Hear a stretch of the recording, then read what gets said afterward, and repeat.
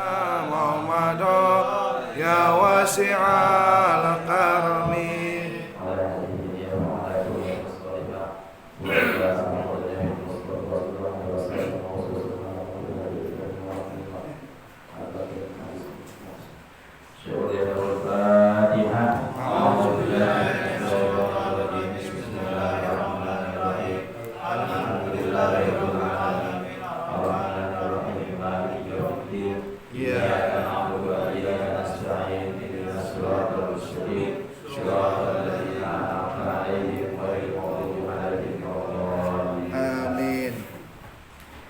Bismillahirrahmanirrahim. Assalamualaikum warahmatullahi wabarakatuh. Waalaikumsalam warahmatullahi wabarakatuh.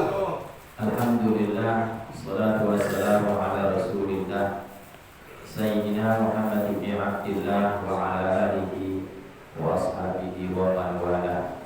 Wa la hawla wa la quwwata illa billah. Asyhadu an la ilaha illallah wahdahu la syarika lah wa asyhadu anna sayyidana Muhammadan abduhu wa rasuluhu la nabiyya ba'da. Allahumma shalli wa sallim wa barik ala sayyidina wa habibina wa syafi'ina wa maulana Muhammadin Allahumma shalli Muhammad wa ala alihi wa ashabihi ajma'in. Qala Allah ta'ala fi kitabihil karim wa huwa asdaqul qailin. A'udzu billahi minasyaitonir rajim. Bismillahirrahmanirrahim. Yarfa'illahu alladziina aamanu minkum walladziina utul 'ilma darajat. Qala Nabi sallallahu alaihi wasallam, talabul ilmi fardhatun 'ala kulli muslimin wal muslimah. Sadaqallahul 'azim wa balagha rasuluhun nabiyyul habibul karim wa nahnu 'ala dzalika minasyahidin wa syakirin. Alhamdulillahi rabbil alamin. Ketua DKM Musola Syariah Bapak Ibu Rafiato dan jajaran pengurus yang lain yang saya hormati, hadirin jamaah salat maghrib yang juga saya hormati dan semoga dimuliakan Allah Subhanahu wa taala. Amin. Alhamdulillah, puji syukur kepada Allah kita masih bisa mewujudkan ungkapan syukur kita berupa ketaatan, ta'abudi, penghambaan, salah satunya ibadah sholat. Semoga kita tetap istiqomah menghamba kepada Allah walau dalam kondisi sesulit apapun. Salawat salam semoga terlimpah curahkan kepada kehadiran junjungan alam Sayyidina Rasulullah sallallahu alaihi wasallam. Semoga kita terus memegang erat-erat kecintaan kita kepada Rasul, yakni dengan cara mengikuti sunnah-sunnahnya dan tentunya tidak kapok untuk selalu bersolawat salam kepada Rasulullah sallallahu alaihi wasallam. Pengajian terakhir hadis nomor berapa? Ada yang nanda ya? 291. Oh beda nomor, coba tadi namanya kitabnya beda. Nanti. Iya. 290.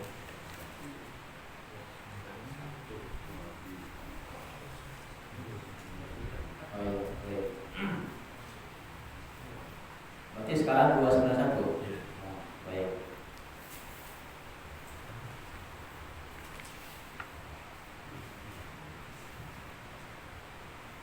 Bismillahirrahmanirrahim. Buka hadis nomor 291. Masih tentang bab sifat sholat, bab cara sholat. Ini kita mau ulas nih ya, karena kita udah khatam sebenarnya kitab ini. Nanti saya ingin kalau udah khatam kita ganti kitab, atau kita apa nanti. Saya sih kepengenan membahas kitab Syama'il al-Muhammadiyah sebenarnya, pengen kitab hadis juga yang menjelaskan tentang kepribadian Nabi. Jadi dari segi fisiknya, akhlaknya, kegiatannya, cara ibadahnya, dari Nabi bangun tidur sampai tidur lagi. Pengen membahas kitab itu. Karena saya udah dapat ijazah kitab itu,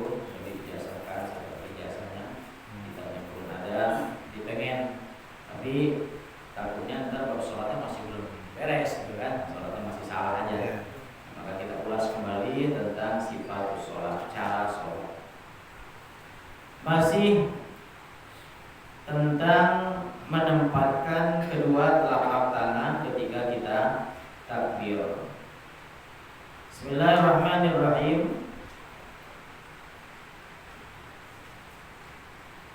Wa fi hadis Abi Humaid inda Abi Dawud, dalam hadis Abu Humaid, sumbernya riwayat Abu Dawud, dikatakan yarfa'u yadayhi, mengangkat kedua tangan, hatta sehingga yuhaziya bihima, menempatkan kedua tangan tersebut, kedua tangan Nabi itu mankibaihi, di hadapan bahu. Summa, kemudian yukabbir, bertakbir, ini di hadapan bahu. Diulang. Jadi saya bilang ada dua perbedaan, hadapan bahu atau telinga, sejajar dengan telinga atau menyentuh daun telinga. Hanya dua. Sementara dalam hadis Muslim dari Malik ibnu Huwairis dikatakan dengan hadis yang serupa, akan tetapi hatta yuhaziya bihima furu'a udunai. Jadi ujung-ujung jari itu sehingga menyentuh daun telinga. Di ujung jari kita menyentuh daun telinga. Nah, inilah yang dipakai kita perhatikan. Jadi di hadapan bahu juga boleh, atau menyentuh daun telinga juga boleh. Pilih yang mana? Kalau yang di dada itu yang saya mau nanya, di mana? Ada yang kayak sinden, dikit banget. Ada juga kan, Allahu Akbar, gitu aja doang, Allahu Akbar. Ya bukan bicara sah tidak sahnya, tapi kan kita pengen sempurna, ya kan ya, pengen sempurna. Shollu kama ra'aitumuni usolli, sholatlah kamu sebagaimana kamu melihat aku sholat. Itu kata Nabi begitu. Kita nggak lihat langsung, tapi kita tahu dari para sahabat yang menyaksikan bagaimana Nabi sholat, sifatnya, cara. Nah, akhrajahu. Kemudian wa'an Wa'il bin Hujr. Hadis berikutnya dari sahabat Wa'il bin Hujr radhiyallahu anhu qala sallaitu ma'an Nabi sallallahu alaihi wasallam. Aku salat bersama Nabi, kata sahabat Wa'il bin Hujr. Aku salat ma'an Nabi, bersama Nabi sallallahu alaihi wasallam.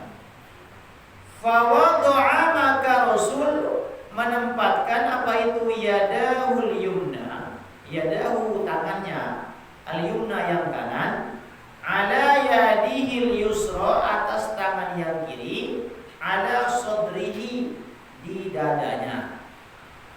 Menempatkan ini maksud sedekap. Nah, kalau sedekap perbedaannya banyak, ada 4, 1, 2, 3, orang pisan. Udah. Lihat di sini memang secara letterlek harfiah memang tidak ada mana ada. Nah, jadi kita jangan nyalahin orang kalau ada yang sedekah begini. Nah, yang penting tangan kanan di atas tangan kiri. Satu, khilafnya nih, perbedaannya nih.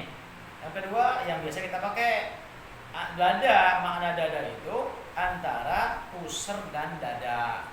Jadi perut dan perut seperti ini. Dua, kan? Ada juga di bawah pusar seperti ini. 3. Ada yang lempeng baik. Seperti mazhab Maliki, lempeng, atau Syiah juga sama lempeng. Nah, kita yang seperti ini ya kita maklumi, namanya khilafiyah, perbedaan. Enggak usah sering menyalahkan. Tapi kalau macam ini saya mau tanya tuh. Emang ini bahu, ini bahu. Ini bukan bahu kan, ini bahu. Kalau ini apa?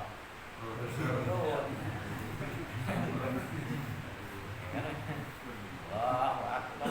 Dari ngelihat aja nggak enak, ngelihat aja nggak enak, ya nggak? Coba bicara secara apa zuhir ya. Karena saya sering menyampaikan fikih itu kan ilmu logis, fikih itu ilmu yang masuk akal. Kalau ada fikih yang nggak rasional, itu bukan fikih, namanya tauhid, akidah. Kalau bicara akidah yang mau masuk akal, mau akal, terima aja udah. Nah, bicara akidah, saklek kalau akidah itu. Kalau fikih itu rasional. Kenapa babi haram? Ada penjelasannya. Kenapa anjing haram? Ada penjelasannya. fix penjelasannya, ada penjelasan rasionalnya sehingga kita paham ini maksudnya. Mustahil dilarang kalau nggak ada efek negatifnya, mustahil diperintahkan kalau nggak ada efek positifnya, gitu. Itu fikih namanya. Tapi kalau saklek pokoknya nenek itu tauhid namanya. Entah Islami Allah kan nggak masuk akal. Ya udah bisa pikirin, mana mungkin sih perjalanan segitu panjang Masjidil Haram di Aqsa, Sidratul Muntaha, sebelum subuh nyampe lagi, nggak masuk, udah nggak usah pusing-pusing, udah iyain aja udah. Gitu loh, itu tauhid. Karena kalau kita nggak lewat keimanan, nggak lewat tauhid, dia nggak mau nyampe. Tapi kalau pikir beda ceritanya. Coba bayang sendiri aja. Allahu Akbar. Ya angkat tangan kan pasrah. Kan ngomong lisan Allahu Akbar, Allahu Akbar, Allah besar, kita kecil. Kalau kita ngaku kecil, berarti pas pasrah begini, angkat tangan. Oke. Ya pasrah ya Allah, aku pasrah. Angkat tangan nih pasrah. Kepasrahan kita sama Allah. Ya kita bukan masuk fanatik ya, tapi kita pakai logika, karena itu ada penjelasan dalilnya, dari aklinya, baik yang tertulis maupun secara akal akliyahnya kita gunakan. Itu fikih namanya. Nah, berikutnya, jadi masalah bersedekah ya ada 4 pendapat, 1, 2, 3, 6, ya, 4. Yang keempat itu menang baik. Nah, jadi kalau yang begini itu ya maaf ya, secara fikih sih saya belum ketemu yang sebelah kiri itu yang kayak orang megang pedang gitu kan. Kalau saya pernah nanya kenapa begini, itu karena dikiaskan Rasul ketika sholat dalam peperangan. Emang kita perang? Yang gampang aja balikinnya, emang kita lagi perang. Ini ya dalilnya itu dada. Walaupun kata Imam Syafi'i, kata Imam Nawawi bahwa dada itu artinya di antara dada dan pusar. Ini yang kita pakai, yang saya pakai seperti itu. Tapi kalau kita lihat begini, ya jangan salah. Yang salah itu kalau begini. Ini mandor. Ini sedekapnya mandor ini. Itu yang salah. Nah, wa an Ubadah ibni Samit dari Ubadah ibni Samit radhiyallahu anhu. Ketemu. Qala Rasulullah sallallahu alaihi wasallam, Rasul bersabda, la salata tidaklah salat liman bagi orang lam yang tidak yaqra membaca bi ummil Quran Fatihah. Tidaklah salat bagi orang yang tidak membaca Fatihah. Muttafaqun alaihi. Ini menjadi dalil atas wajibnya membaca Fatihah dalam sholat. Dalil tentang wajibnya Fatihah dalam sholat. Jadi membaca Fatihah dalam sholat itu merupakan rukun sholat. Maka jangan menyepelekan bacaan Fatihah. Saya kan bawel banget Pak. Fatihahnya udah benar apa belum? Gitu ya. Oke lah, rukun mah dibenarkan ya, bisa dibenerin. Yang nggak sempurna juga nggak apa-apa. Nah, kalau bacaan makhrajnya salah, artinya salah, panjang pendeknya salah, ya artinya salah, hurufnya salah, ya salah makna. Limet Pak, kalau rukun nggak sempurna masih salah. Nah kalau Fatihah, Alhamdulillahi Rabbil Alamin. Coba itu bukan A.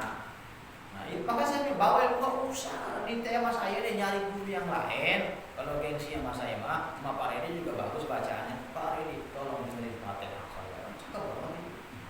Nggak usah jawab Fatihah aja nih kok.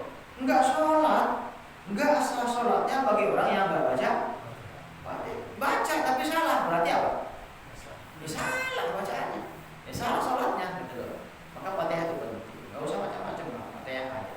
Ngomong-ngomong udah mau Ramadan ini, calon imam udah pada ngaji belum? Calon imam. Baik, kalau ini lagi. Kalau kita terus sampai di demo lagi nih.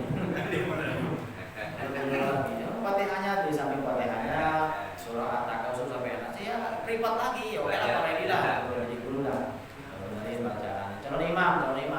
Kalau makmum sih gampang cuma amin doang juga. Amin udah. ada urusannya. Kalau imam entah dikerutuin, bisa di blacklist, mana suaranya nggak enak, bacanya salah, kalau jadi pusing banget. Nggak apa-apa, suara nggak enak nggak masalah. Ya suara membawaan udah baik. Logat macam Pak Eko nggak bisa berubah, nggak bisa Pak Eko kayak saya. Saya pun nggak bisa kayak Pak Eko. Tapi benar berbacanya gitu loh. Yang benernya itu yang penting. Ya makhrajnya benar, panjang pendeknya.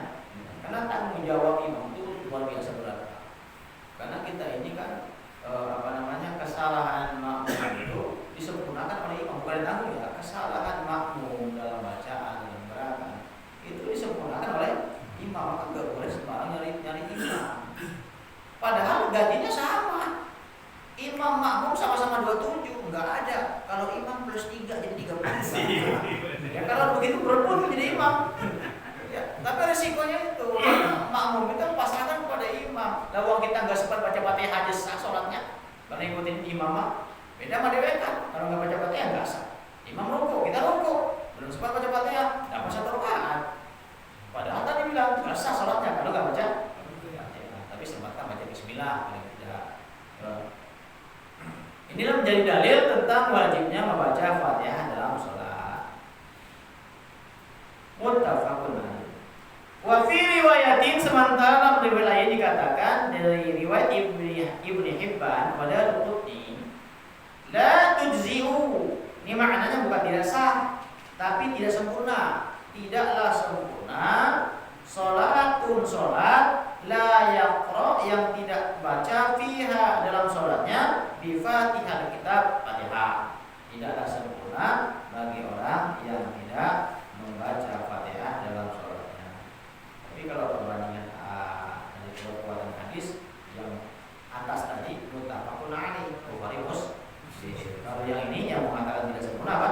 Hadis riwayat Ibnu Hibban dan Daruqutni. Jadi kalau kita mau melihat perbandingan ya lihat yang lebih sahih di sana. Jadi artinya apa? Ya, wajib, tetap wajib, bukan tidak sempurna, ya tidak sah sholatnya orang yang tidak baca Fatihah. Kalau kurang mantap ya berarti kurang sempurna. Tidak rusak, fasid Fatihah bacaannya. Kalau Fatihahnya rusak, rukunya fasid dan rusak, berarti sholat pun rusak. Wa fi ukhra, sementara dalam riwayat lain di Ahmad seperti dalam riwayat Imam Ahmad, wa Abi Dawud, wa Tirmizi, wa Ibnu Hibban, la'allakum taqra'una khalfa imamikum. Apakah kalian melakukan atau membaca sesuatu di belakang imam kalian? Qulna na'am, ya. Qala, maka Nabi mengatakan, la taf'alu, jangan kalian lakukan illa bi Fatihatil kitab, kecuali Fatihah. Ini maknanya makmum itu enggak boleh baca apa-apa di belakang imam, enggak boleh ngikutin bacaan surahnya imam.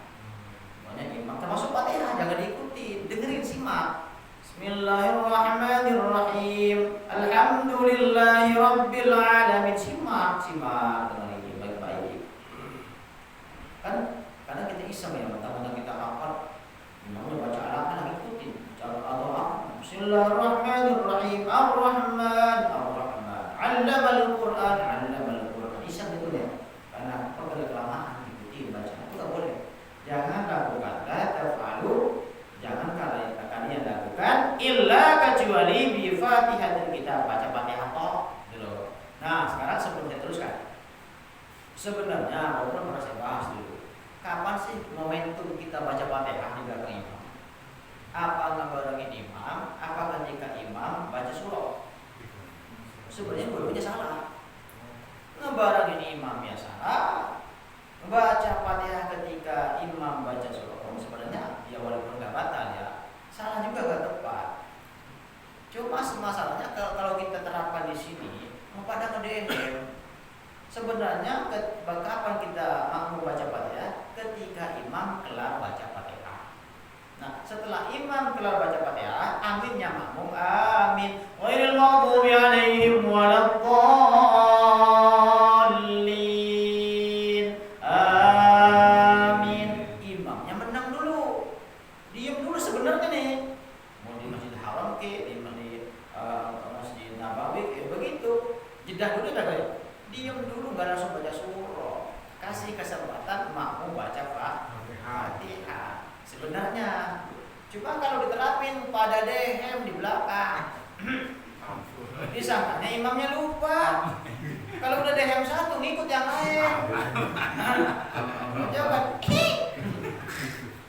Padahal itu imam ngasih kesempatan makmum biar kenal Fatihahnya. Saya udah keliling ngaji di mana? Di tempat saya ngisi pengajian. Yang menerapin begini cuma di Taman Haster, Masjid Al Fajar. Itu kalau buka itu juga ada tuh nama saya channel itu mereka live juga live. Ngajinya banyak yang ngaji bukan begini. Kalau pertanyaan pakai kertas mereka tuh. Kita semua terus ngajinya waktu habis ngaji makan sama.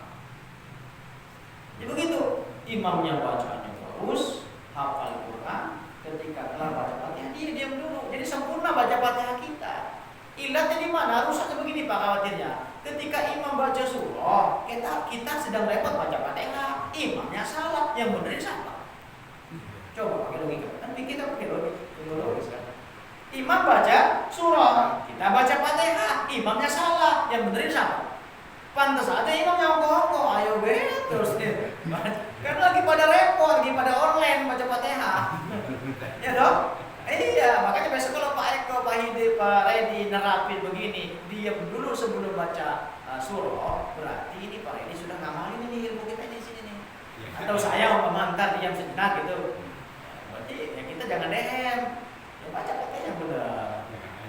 Kelar Fatihah baru kita simak tuh bacaannya tuh. Kan enak, nyaman tuh sholatnya. Yang bener-bener. Nah, imamnya lagi ngapalin hafalannya kan. Baca surah Ali Imran umpamanya. Kita baca Fatihah. Ya salah beli buat penting. Yang penting gua baca Fatihah. Khawatir begitu. Dan yang tentunya seperti saya teruskan bahwasanya yang belakang imam itu tetap orang yang biasa imam. Jadi belakang imam itu badal atau wakil imam. Belakang imam harus wakil imam. Jadi kita pun kalau memang biasa jadi imam, suatu saat kita jadi makmum, ya kita posisinya di belakang imam. Siap-siap. Kalau imamnya salah kita ganti.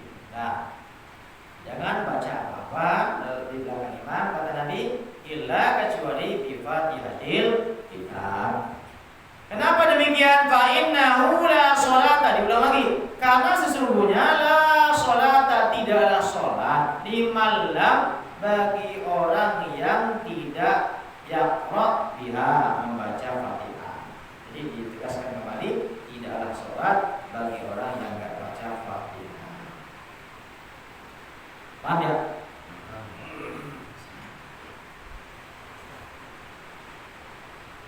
Oh, enak nih asli. Wa an Anas radhiyallahu anhu. Maksudnya ini Anas bin Malik ya.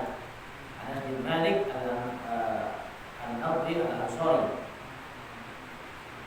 Dari Anas bin Malik radhiyallahu anhu, anna Nabi sallallahu alaihi wasallam wa Abu Bakr wa Umar kanu yabtadihuna as-salata bilhamdulillahi rabbil alamin. Kata Anas bin Malik bahwa sesungguhnya Nabi, sahabat Abu Bakar, sahabat Umar, kanu mereka yabtadihu memulai, yabtadihuna as-salat, memulai salat bilhamdulillahi rabbil alamin. Muttafaqun alaihi, Bukhari Muslim. Zada Muslimun, ditambahkan dalam hadis Muslim, la yazkuruna, tidak disebutkan apa itu bismillahirrahmanirrahim fi awwali qiraatin, baik di awal bacaan, wala fi akhiriha, ataupun setelah baca Fatihah. Sebelum Fatihah atau setelah baca Fatihah tidak disebutkan membaca bismillah. Nah, inilah yang menjadi dalil bagi mazhab yang lain yang tidak menjaharkan bismillah ketika baca Fatihah.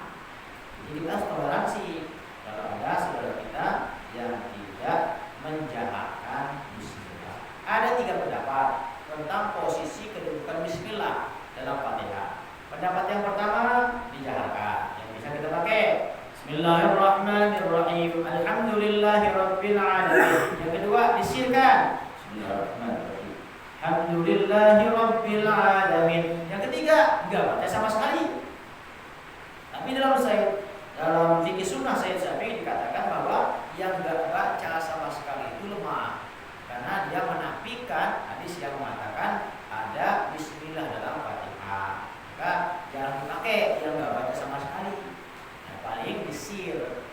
Ya, kalau harus bersih.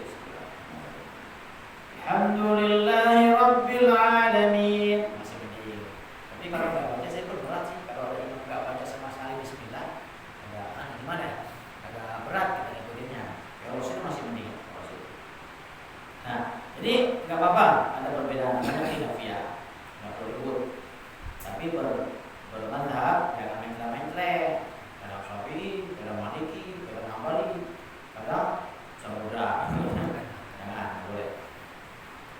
Ini dalil bagi yang tidak menjaharkan bismillah. Wa fi riwayatin li Ahmad wa Nasa'i wa Ibnu Khuzaimah, sementara dalam riwayat Ahmad bin Hanbal wa Nasa'i wa Ibnu Khuzaimah la yajharuna, tidak dijaharkan. Bismillahirrahmanirrahim. Jadi bukan dibaca tapi tidak dijaharkan atau sir. Wa fi ukhra, sementara dalam hadis yang lain dalam riwayat Ibnu Khuzaimah, kanu adalah mereka seperti Nabi, Abu Bakar, Umar, yusirruna, mensirkan.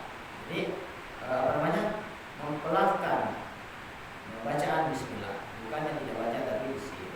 Nah, itu menjadi dalil bagi yang tidak membaca atau mensirkan bismillah. Sementara dalil tentang membaca bismillah dengan dijaharkan, ini yang kita baca sekarang. Wa an Nu'aim al-Majmir qala shallaitu, aku salat, wa ra'a Abi Hurairah, dan aku melihat sahabat Abu Hurairah, faqara'a, membaca bismillahirrahmanirrahim, baca bismillah, summa kemudian qara'a, membaca bi ummil Quran Fatihah, hatta sehingga iza apabila balagha sampai waladhdallin qala amin. Wa yaqulu kullama sajada wa iza qama min al-julus. Kemudian dikatakan bahwasanya setiap sujud ataupun berdiri daripada duduk membaca Allahu Akbar, takbir maksudnya. Dia mau sujud dan bangkit untuk berdiri takbir Allahu Akbar. Summa yaqulu idza sallama, kemudian ketika Abu Hurairah salam, dia bersumpah, walladzi nafsi biyadihi, demi Allah yang namaku ada di tangannya, inni li asbahukum sholatan bi Rasulillah, sesungguhnya salatku yang kalian saksikan ini seperti salatnya Nabi. Kata sahabat Hurairah, dia kan memang sahabat yang paling banyak meriwayatkan hadis ini, paling sering bersama Nabi. Salatku yang kalian lihat, kata sahabat Abu Hurairah, ini demi Allah seperti salatnya Nabi. Yaitu dengan cara menjaharkan bismillah. Inilah dalil yang dipakai sama yang menjaharkan bismillah. Jadi sama-sama kuat, tidak masalah beda. Yang penting kalau menyampaikan. Tetapi ingat, ya kita kalau berada di tempat orang yang umumnya baca bismillah dijahari, ya jahari. Karena nggak boleh kita bikin kacau. Bukan? Kalau kita pengen jadi imam, sementara kita nggak bisa kunut, ya kita kunut. Itu namanya toleransi. Sama sebaliknya, saya nih diundang Muhammadiyah umpama, bukan adik saya waktu di Tangerang, umpama nggak pakai kunut. Nah saya imam nggak pakai kunut, menghormati jamaahnya, emang nggak biasa kunut subuh. Namanya toleransi, mengkonor. Jangan sekar gede, saya maunya kayak saya, loh emang situ siapa? Tidak boleh ikutin paham, jangan ikutin kemauan kita, tapi lihat bagaimana masyarakat di sini gitu. Sama dengan bismillah. Kalau memang sini biasanya imamnya baca dengan bismillah, ya kita jaharkan saja. Jangan sekarang video itu boleh. Jadi membaca bismillah dengan jahar itu juga ada dalilnya, bukan mengada-ada. Dikuatkan dengan dalil di bawah ini. Wa an Abi Hurairah radhiyallahu anhu qala qala Rasulullah sallallahu alaihi wasallam, idza qara'tumul Fatihah, apabila kamu membaca Fatihah, faqra'u, maka bacalah olehmu bismillah Bismillahirrahmanirrahim. Bacalah bismillah. Ini menguatkan tentang jalannya bismillah atau membaca bismillah. Kenapa kudu baca bismillah? Fa innaha, karena sesungguhnya domirnya kembali kepada bismillah. Sesungguhnya bismillah itu salah satu ayatiha, salah satu ayat daripada suratul Fatihah. Fatihah kan 7 ayat yang diulang-ulang. Kalau bismillahnya enggak ada jadi berapa? 6. Baik. Bismillahirrahmanirrahim. Alhamdulillahi rabbil alamin. Arrahmanirrahim. Maliki yaumiddin. Iyyaka na'budu wa iyyaka nasta'in. Ihdinas siratal mustaqim. Siratal ladzina an'amta 'alaihim ghairil maghdubi 'alaihim waladdallin. Itu ayat. Tapi yang berpendapat bahwa bismillah itu bukan bagian Fatihah, menganggap ayat yang terakhir itu siratal ladzina an'amta 'alaihim, ayat ghairil maghdubi 'alaihim waladdallin, ayat itu. Jadi gitu beda pandangannya, beda pendapat jadi gitu. Ya enggak apa-apa, yang penting jangan kita. Ya kita kalau ngaji itu enak Pak, enggak mau ribut Pak. Yang penting ngajinya yang milih-milih. Oh, kalau ustaznya ini enggak mau ngaji saya, kenapa beda? Beda aliran. Ya kumpulin koleksi itu kan ketemu mana yang benar kok. Nah kita kalau sudah posisikan pokoknya ngene ya susah. Kalau kita prinsipnya pokoknya ngene, kalau itu enggak. Nah itu enggak bakal pinter kita, enggak bakal pinter. Jadi kalau kita mau bijak, ya tampung semua. Minta sama Allah, ya Allah, mohon petunjuk mana yang benar. Jadi kita kasih petunjuk sama Allah. Bisa wa itu bi ikhtilafan fa alaikum bisawadil afdal. Apabila kamu lihat perbedaan maka ikutilah mayoritas. Enak kita ketemu. Dan gimana kita mau melihat mayoritas kalau kita hanya cuma satu guru doang? Mayoritas kan banyak Pak. Yang namanya majority itu kan banyak jamaah. Jadi gurunya kita kudu banyak dulu gurunya. Seperti Imam Bukhari kan mengumpulkan banyak guru, ya kan? Imam hadis dikumpulkan, baru tuh disortir. Nah kalau kita tulis cuma satu gimana menyortirnya? Yang paling bagus semua itu. Gurunya satu ya, paling bagus kan. Macam bapak kan, bini kan paling cantik kan. Ya cuma satu, cuma kalau empat. Saya tawa juga. Nah ini kalau satu jadi cantik, cantik banget. Coba kalau empat, oh yang nomor 2 lebih cantik. Karena banyak. Angel wes, angel lah. Besok ya. Ya maaf ya, Muhammad ya, Bapak dah. Bapak jalan jauh sekarang kita nggak tahu kan ya, namanya manusia ya. Bisa jadi lah, kita nggak tahu lah. Jadi ketahuan. Nah, sampai mana tadi? Fatihah. Wa anhu, dan dari sahabat juga Abu Hurairah, maksudnya dinisbatkan ke atas. Dan juga dari sahabat Abu Hurairah radhiyallahu anhu qala, kana adalah Rasulullah sallallahu alaihi wasallam idza apabila qara'at telah selesai min qiraati daripada membaca umil Quran, rafa'a sautahu, mengangkat suaranya, wa qala amin. Jadi imam juga baca amin. Ghairil maghdubi 'alaihim waladdallin. Imam juga amin juga. Amin. Makmumnya aminnya kudu semangat juga. Rafa'as sauti, mengangkat suara. Jangan pelit banget sama amin. Suaranya bagus-bagus tuh imam. Semangat. Makmumnya doyok. Ghairil maghdubi 'alaihim waladdallin.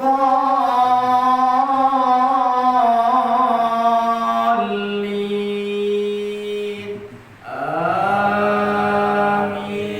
Enak kan ya? Jadi lagamnya masih gak usah main sama imam. Kalau lagamnya pakai lagam Sunda, lagam Sunda gitu. Nanti bercanda. Jangan imamnya bagus, ghairil maghdubi 'alaihim waladdallin. Amin. Amin. Angel, guys, angel. Ini semangat dikit. Iya, subuh apalagi subuh tuh ya semangat.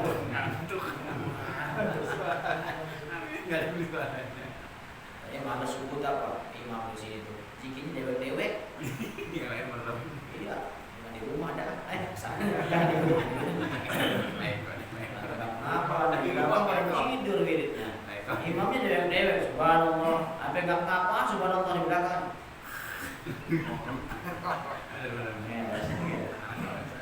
Makanya mandi, subuh mandi dulu. Subuh sholat mandi subuh. Tapi jangan ikutin ya. Ya. Masih lama bisa.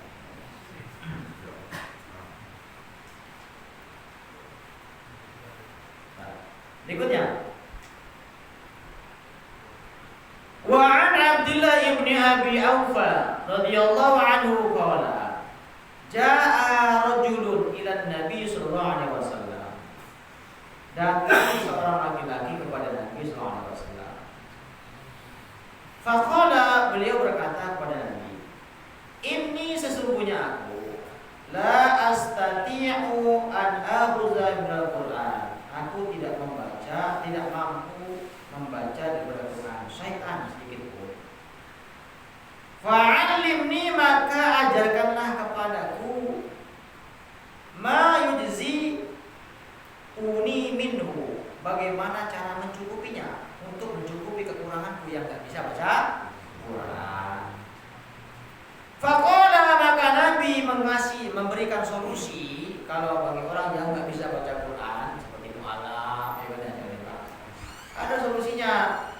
Kul, ucapkanlah subhanallah walhamdulillah wa la ilaha illallah wallahu akbar wa la haula wa la quwwata illa billahil aliyyil azim. Enak Islam Pak. Jadi jangan dipaksa. Enggak, sampai belum sholat dulu hafal dulu baca. Oh, ribet. Kalian masuk Islam kalau begitu. Ya baca semampunya. Kalau enggak hafal sepanjang ini, subhanallah walhamdulillah Allahu akbar. Boleh, namanya itu baru masuk Islam. Jadi ada seorang laki-laki bertanya, bagaimana kalau saya sholat tapi nggak bisa baca Quran, belum mampu baca Quran, maka ucapkanlah subhanallah alhamdulillah wala ilaha illallah wallahu akbar la haula wala quwwata illa billahil aliyyil azim.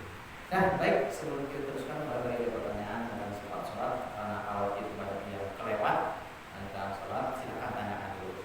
Ustaz, cara memfoto sholat 5 waktu yang pernah ketinggalan Ustaz. Namanya manusia kan tempatnya khilaf, lalai Ustaz. Gimana Ustaz caranya Ustaz? Ya, ada dua pendapat. Ada yang mengatakan ya cukup sholat awal, sholat awal dan sunnah, awal yang sebelumnya bawah. Tapi ada versi lain mengatakan ya difoto, dihitung sholat kita berapa tahun kita melalaikan dengan 5 waktu, yang difoto sebisa kita. Tapi kebanyakan sih nggak ada jalannya. Macam kalau baca sholat, walaupun memang ada yang mengamalkan difoto sholatnya. Lama dia kalau kita sholatnya 20 baru sholat, ada pas nikah nih, maka kita pada umur 17 tahun, 18 tahun, itu berapa tahun kita lalai, ada 5 waktu. Ganti itu kalau waktu. Ya monggo, mau tobat dan sunnah ya silakan. Ya tentu jadi tutupi dosa kita selama meninggalkan sholat, diganti dengan amal sholat yang lain. Maka saya bilang, kita ini kalau beramal cuma ngandelin sholat doang, kayaknya tipis harapan masuk surga ya. Iya. Udah gitu sholatnya ngarapin pahala doang, kan nikmat sholatnya, pelitnya orang ketulungan, ya kan ya. Sedekahnya kagak. Maka jangan menyepelekan amaliyah ibadah sekecil apapun. Karena justru bisa jadi dengan amaliyah sunnah kan kita masuk surga. Bisa jadi dengan sedekah kita masuk surga. Jangan, saya kan nggak pernah jahat, kasih nggak pernah mencuri. Lah, macam tadi kan kita sholat pernah enggak. Maka tutupilah kekurangan kita, apakah yang wajib atau yang sepele, yang nggak terlalu penting umpama kesalahannya. Tutupi dengan amal soleh yang lain. Banyak itu sekarang mumpung masih hidup, banyakin sholat tahajudnya, melengkapi, menutupi kekurangan. Jadi itu mau di kodo yang itu apa? Maka sholat umur 25 kan Kawasan. Banyak banget. Ya umpama. Iya.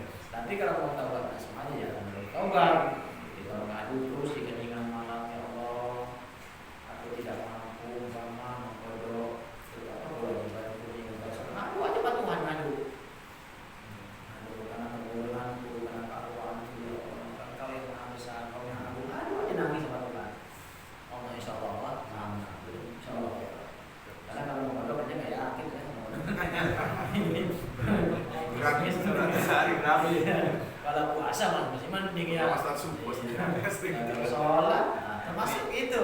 Ada sebagian kita yang meninggal suka bayar fidyah untuk sholat, itu juga ngaco itu. Fidyah itu hanya mengganti mengkodok puasa, bayar puasa. Wa 'alal ladzina yutiqunahu fidyatun ta'amu miskin, bagi orang yang lemah yang nggak mampu untuk mengkodok puasa maka bayar fidyah untuk orang miskin. Yang Pak disiapin 3 hari 7 hari itu, 7 hari tahlilan 7 hari ini buat fidyah apa? Fidyah sholat. Oh, enak. Orang yang kaya nggak usah sholat tuh, fidyah aja udah. Iya. Bawa aja. Nah, sebilang ya. Kalau saya sampaikan Pak, ini fidyah niatkan saja untuk membayar fidyah puasa 2 kali ini. Semasa hidupnya dia pernah nggak puasa atau karena sakitnya sehingga nggak puasa, niatkan saja untuk bayar fidyahnya. Gitu aja udah. 1 hari 0,8 liter atau sampai 1 liter lah. 1 hari mungkin untuk rezeki. Mau tapi kalau buat sholat, memang kayak enak kaya tuh. Oh ya, mereka fidyah aja. Nggak bisa begitu Pak ya. Ustaz, Ya, tanya. Ya. Apa sih Pak? Apa masalahnya? Masalah surat Al-Fatihah. Dalam siapa dalam sholatnya tidak membaca surat Al-Fatihah, sholatnya tidak sah. Adapun ada yang berpendapat ketika Al-Quran dibacakan simaklah dan dengarkan, karena bagi yang membaca ataupun mendengarkan itu pahalanya sama. Dalam hal ini di dalam sholat apakah sah ketika kita mendengarkan surat Al-Fatihah kita simak dan dengarkan, dan surat yang lain kita simak dan dengarkan tanpa membaca surat Fatihah. Adapun di sini kan tidak bisa diterapkan setelah pada bolin terus imamnya kemudian sejenak memberi kesempatan untuk makmum. Ya, apakah kita menyimak saja atau tetap dipaksakan untuk membaca surat Al-Fatihah bersamaan dengan imam membaca surat lain? Apakah menyimak itu tidak sama dengan membaca. Jadi kalau menyimak itu cuma dapat percikan pahala. Kalau membaca dapat pahala. Gitu loh. Memang nyimak dapat pahala, tapi tidak seperti orang membaca. Enak. Kalau gitu mah dengerin aja orang baca Quran dapat pahala sama. Jadi dapat percikan pahala. Dapat percikan yang namanya kan cipratan. Nah, jadi gitu segar. Nah, jadi ada pun dalam surah yang nggak sah. Kalau kita nggak baca, ya nggak sah. Makanya di sini kita harusnya kita terapkan. Masalahnya yang tahu yang segini doang. Iya. Entah sholat aja bacanya sholat kan. Yang DM tadi yang nggak ngaji. Itu kan jadi masalah. Ayo sok, ayo nanti saya pertama kali yang menerapkan. Lebih enak sih, lebih enak kita menyimak betul. Iza quri al-Quran fastami'u lahu. Apabila dibacakan Quran maka simak dengarkanlah. Gitu. Jadi apakah Fatihahnya, apakah surah kita simak tuh bacaannya. Nah, maka yang betul itu memang kasih jeda ketika kelar baca Fatihah, kasih jeda makmum menyempurnakan baca Fatihah. Dan yang istiqomah cuma taman asar doang. Yang lain kok agak termasuk sini. Ya boleh, saya pernah dulu praktek ke sini kan pernah. Ujung-ujungnya ada ya. Kalau saya kan berisi Pak. Kalau makmum udah ada saya aja kalau kita tahlilan nih atau acara apapun baca doa. Kalau aminnya juga enak, amin. Udah robbana atina aja udah. Iya daripada kita dari guru nama makmum. Jadi rusuh. Itu makanya saya bukannya nggak mau Pak ini nerapin karena makmumnya belum siap. Oke yang ngaji siap nih, entah yang pas Isya. Iya. Ya kan? Itu yang lehem. Bocah banyak. Nah makanya kita jangan komplain. Itu justru yang bagus begitu. Jadi ayolah kita pelan-pelan memperbaiki bacaan sholat kita, tata cara sholat, termasuk berjamaahnya. Jangan cuma budak-budak dan 27-nya mulu udah, tapi nggak ada kesempurnaan. Apa iya kita pengen 27 apa pahalanya tuh? Enggak, jadi tapi rahmat, cari rahmat Allah, ya Allah merahmati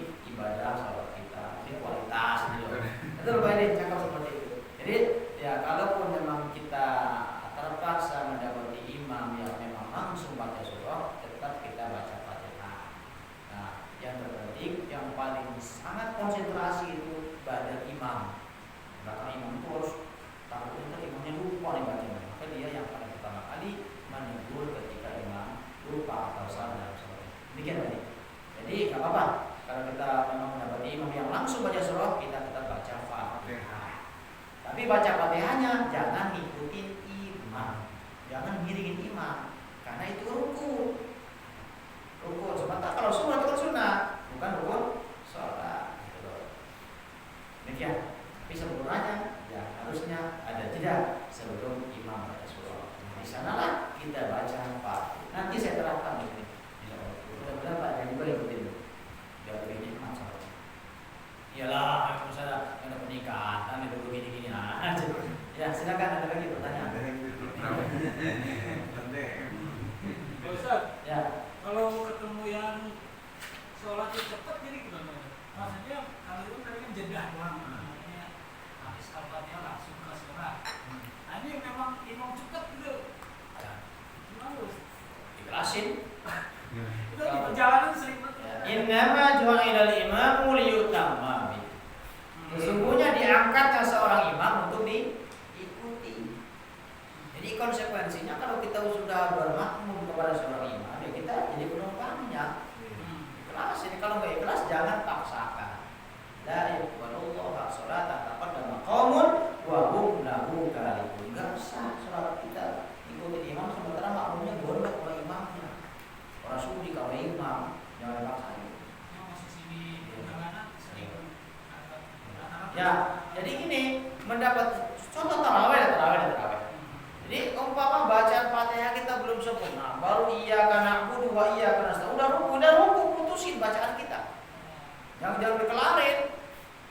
Iza raka'a farka'u, iza sajada fasjudu. Apabila imam ruku ya ruku, imam sujud ya sujud. Iza kabbara fakabbiru, kalau kalian takbir ya takbir. Walaupun bacaan kita belum kelar. Gitu loh.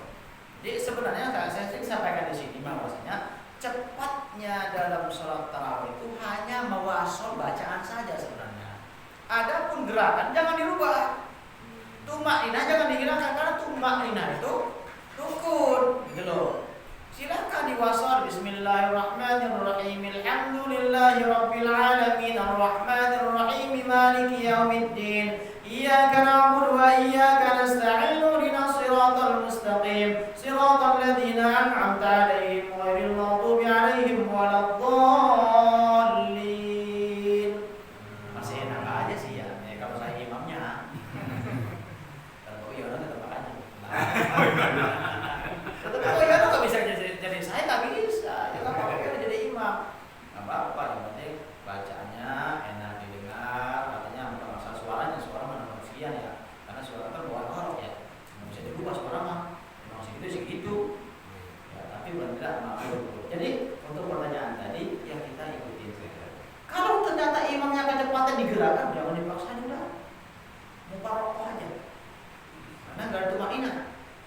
Kalau imam bohong ya itu udah mendingan niat. Saya niat dewekan aja dulu.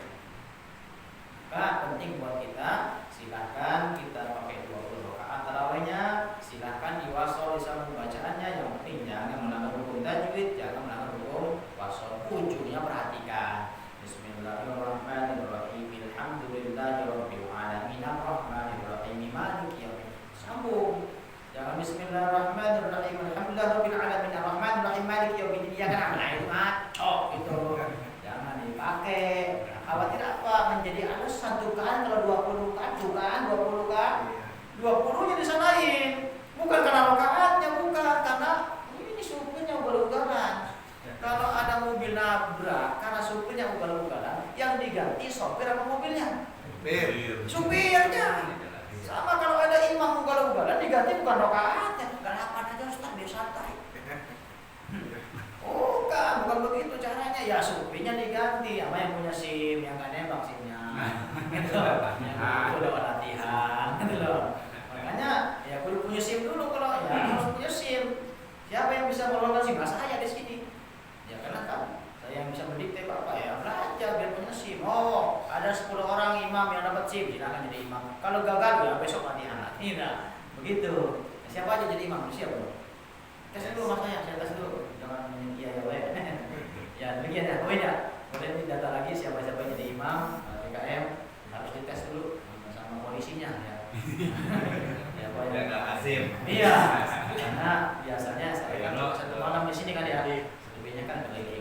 Tapi nggak tahu tahun ini karena corona mungkin banyak di sini nggak tahu. Demikian, Ahmad ya. Ya, kan selagi dia cepat hanya di bacaan ya nggak masalah. Tapi kalau cepat di gerakan jangan pakai. Nah, itu maninanya nggak ada. Itu lagi silakan. Cukup. Saya sambut. Berarti melepas aja gitu. Ya. Ya, lepas saja. Jadi bisa dari berjamaah itu ya. Ya. Yang nggak mesti keluar kalau memang kita nggak bisa keluar karena harus kita ngincar masuk di orang. Ya kita dalam shop ngikutin tapi kita ngikutin berjamaahnya. Ya. Niatnya tapi bukan. Pokoknya kalau imamnya cacat, saya sering lakukan waktu saya sholat bantu berlama tuh sebulan yang lalu sholat di Kementerian ini misalnya imamnya ya jamaahnya banyak musola jadi makmum tengah-tengah saya dalam jamaah ya terpaksa mengikuti imam seperti itu ya tapi saya putuskan saya tidak bermakmum kepada kenapa Fatihahnya rusak Fatihahnya ya berantakan saya nggak bisa paksa ya udah gerakannya ngikuti imam tapi niatnya tidak ngikutin imam. Kenapa demikian? Karena khawatir lebih mudor. Umpama kita putuskan dewekan nggak ikut imam, gerakannya beda sendiri sama orang kebanyakan, kan malah kacau. Ya kan? Jadi isu ini gimana? Ada yang sesat ini. Ya umpama imamnya sujud, kita kalau ruku. Bukan umpama imamnya berdiri, kita sujud. Ya mending kan ikutin gerakan imam, tapi niatnya kita tidak bermakmum lagi kepada sang supir. Demikian. Ya. Ini untuk imam mungkin ya. Imam tadi yang ngasih jeda itu Pak Ustaz. Itu imam diam aja gitu. Diam aja. Diam Terus baca coba kirakan kira-kira Fatihah kelar. Ya, walaupun nggak sampai kelar banget sebenarnya, nggak mesti sampai kelar banget. Berarti kan ada jeda. Iya, berarti ada jeda. Nggak mesti jangan lama itu juga. Nggak mesti deh.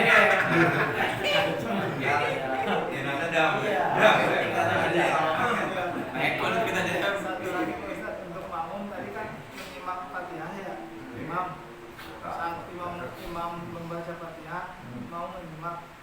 Kadang kan namanya kita ya makmum, kadang pikirannya ngaco tuh kemana-mana, nyimak kuping mendengar tapi hati kita kemana-mana. Kalau kita menerjemahkan imam baca Fatihah segala juga kalau misalnya di belakang Dalam hati nggak apa-apa. dalam hati boleh apa itu. Tapi jangan di sekolah Maksudnya di dalam hati. Ya sih, dalam hati nggak apa-apa. Biar nggak ini Nggak masalah. Tapi jangan dilafalkan. Oh. Boleh. Allahu Akbar. Allahu Akbar. Siapa Qul huwallahu ahad. Katakan Tuhan itu. Oh, baiklah. Ya, boleh. Ya, jadi yang itu sebenarnya bukan menerjemahkan, memahami bacaan. Kalau terjemahkan dilafalkan. Itu malah bagus sebenarnya.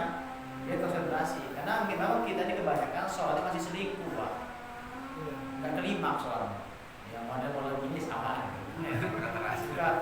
Jangan kan di tengah-tengah baru niat aja. Jangan tengah-tengah sholat, jangan langsung di awal niat saja udah ngaco. Iya kan? Jadi udah ada niat aja udah kemana-mana bikin Allah, udah hilang ketemu, ya kan?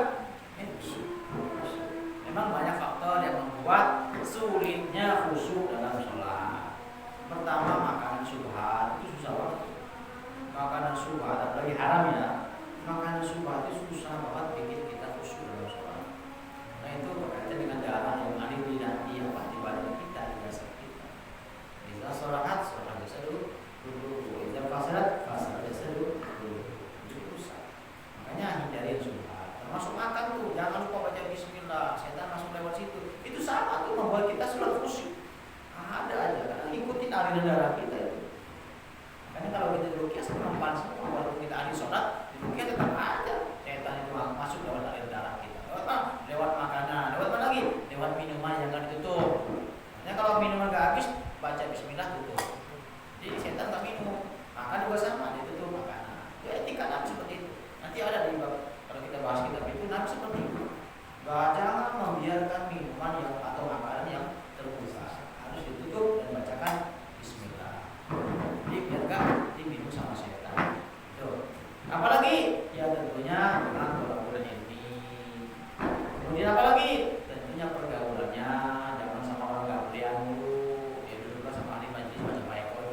duduk gitu. Jadi lama-lama hati kita tahu dengan orang yang iman. Jadi nggak kemana-mana. Jangan buru-buru, kita sholat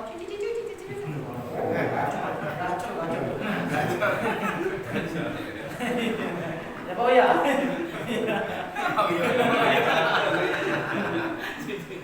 Ada lagi, silakan. Enggak. Cukup dari sana. Ya baik ya, sebanyak banyak.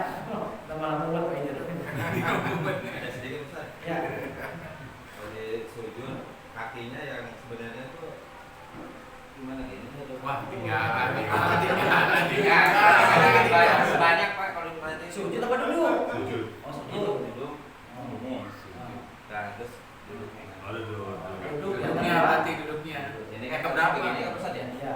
Sebenarnya itu Kan masih ada yang begini juga. Ah, itu ada yang gede Pak Ustaz. Ya. Masih banyak yang datang. Bukan udah pernah ini. Enggak apa-apa ngulang aja. Ya Pak di sini Pak. Kemarin ada pertemuan video kirim. Nanti kita mundur lagi nih kan, Ya. juga. Gimana kita mau ganti kita, mau ini aja balik lagi. Ya balik lagi dah. Ya. Sekarang perhatikan lagi hadisnya. Lihat hadis nomor berapa tuh? Nomor 3 ya. Nomor 3. Nomor 2. Hadis nomor 2. Nah, di penghujung. Ya. Dari Abi Humaid, nggak apa-apa. Dari Abi Humaid. Dari Abu Humaid As-Sa'idi. Ya. Masih di bab sholat. Ya, perhatikan di garis kedua terakhir. Di hadis nomor 2.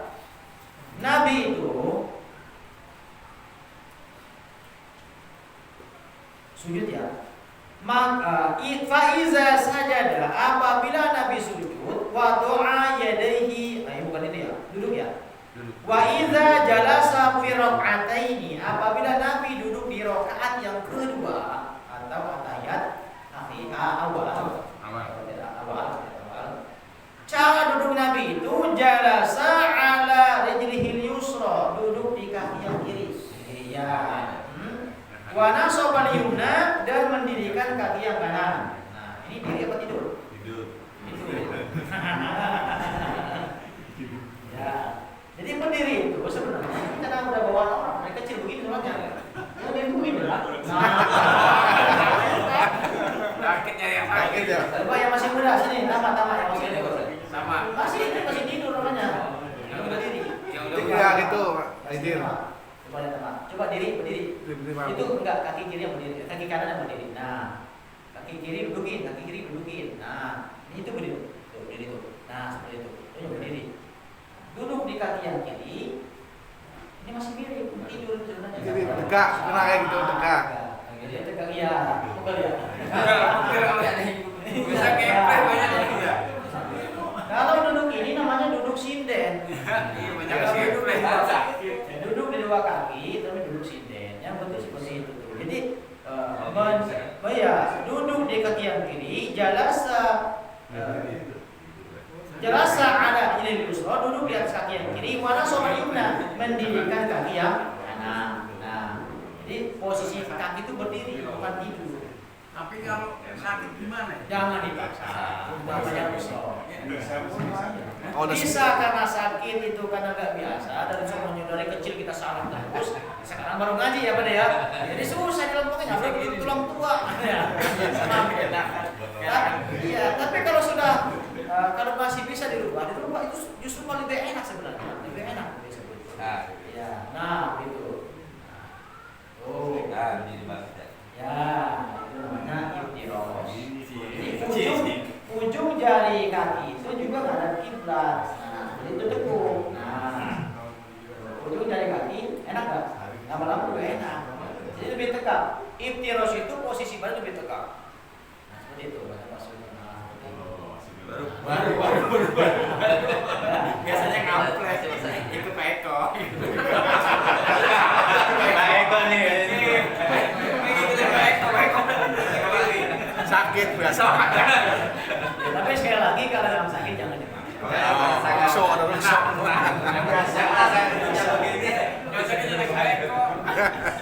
Untuk merubah kebiasaan itu susah. Merubah kebiasaan itu susah. Apalagi sudah bertahun-tahun. Enggak, biasaan. Oh beda cerita. Gak masalah Pak De, semampunya aja. Jangan kan duduk sila juga boleh soalnya. Ya, enggak apa-apa. Ya, enaknya aja Pak De. Jangan dipaksain. Ini kita bicara tentang orang yang masih sehat, pada yang masih muda, yang nggak kena asam urat. Asam urat juga nggak bisa digituin, sakit. Semurat.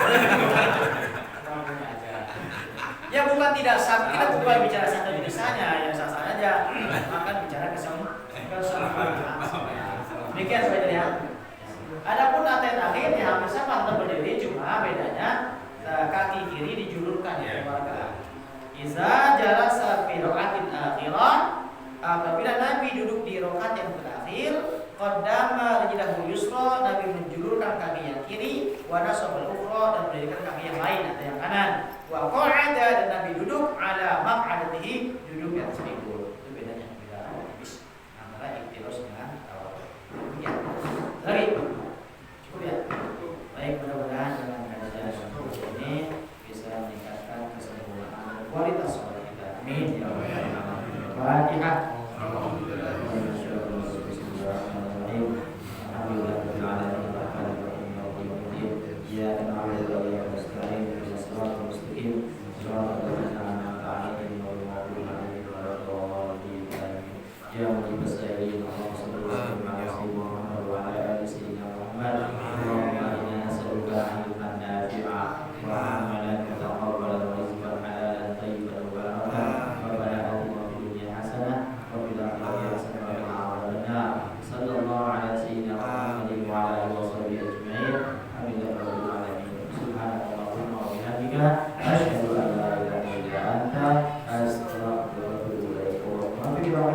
Assalamualaikum warahmatullahi wabarakatuh.